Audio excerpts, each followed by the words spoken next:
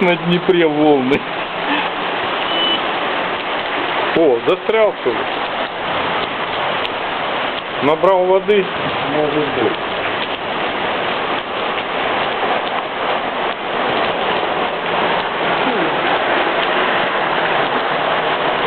Вот это залило, да? Да. По колено воды. Да.